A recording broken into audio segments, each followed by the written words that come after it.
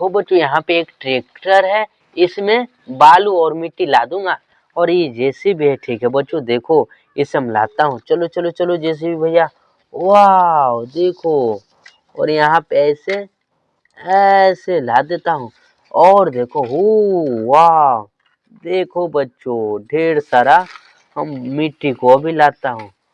वाह देखो देखो, और यहाँ पे है बच्चों, वाह देखो देखो देखो बच्चों, वाह। अब चलो हम टेम्पो में, ऑटो रिक्शा में अब बालू लाता हूँ, ठीक है बच्चों, जल्दी जल्दी चलो।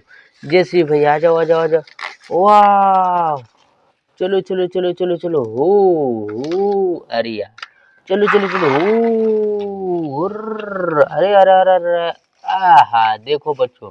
और चलो चलो चलो चलो, जल्दी जल्दी लाता हूँ बच्चों, वाह। और लाता हूँ बच्चों, चलो चलो चलो चलो, वाह देखो हमारा ऑटो रिक्शा भी भर गया।